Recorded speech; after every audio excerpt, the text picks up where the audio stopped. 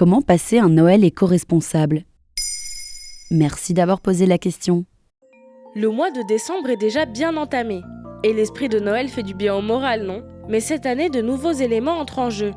Entre l'inflation et notre préoccupation pour la planète, il devient un peu difficile de passer les fêtes exactement de la même manière que lorsqu'on était enfant. Alors, on a décidé de vous offrir un petit guide pratique sur la façon de passer un Noël éco-responsable et éthique, dans le respect de vos valeurs. Du repas au cadeau, tout va y passer. D'abord, avant Noël, il y a les calendriers de l'Avent. Véritable problème écologique avec leur suremballage et leur usage unique. On trouve désormais partout de quoi faire des calendriers de l'Avent DIY, sur le site Etsy notamment, et vous pouvez y mettre ce que vous voulez. Une super activité à faire et un premier cadeau pour vos proches.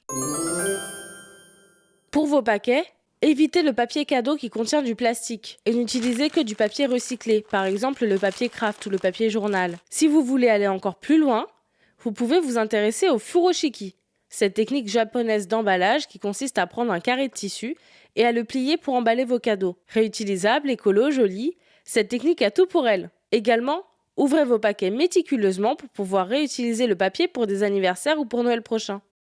Et pour le sapin, plutôt naturel, je suppose. Le sapin est un grand débat, naturel ou artificiel.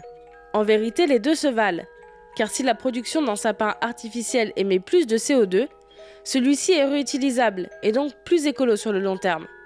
Néanmoins, si vous préférez un sapin naturel, privilégiez un sapin 100% français. On les repère à leur petit drapeau ou à la mention du label Fleur de France. Et surtout, n'oubliez pas le sac à sapin biodégradable pour vous débarrasser de l'arbre après les fêtes. La meilleure solution zéro déchet reste cependant de fabriquer son propre sapin. Récupérez du vieux bois, des cagettes, des branches et mettez-vous au travail. Pour les décorations, misez sur des matériaux naturels, bois, jute et évitez le plastique. Quant aux guirlandes lumineuses, choisissez-les à piles pour réduire votre consommation d'énergie. Mais n'oubliez pas de jeter les piles aux endroits adéquats une fois les fêtes terminées. Et pour les cadeaux ? Les cadeaux, c'est le plus difficile. Déjà, si vous ne souhaitez pas offrir de la seconde main ou des cadeaux DIY, centralisez vos commandes sur le même site pour réduire le transport. En magasin, privilégiez les petites boutiques de créateurs. De plus, pourquoi ne pas se lancer dans des cadeaux immatériels ? Un week-end, une soirée au restaurant.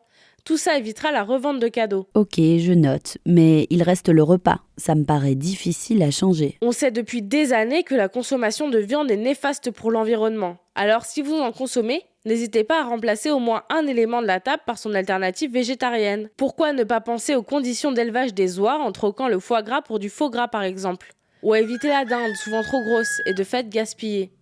Et puis comme toujours, on mise sur le fait maison. Cela vous permettra de mieux considérer les portions et d'éviter le gaspillage alimentaire.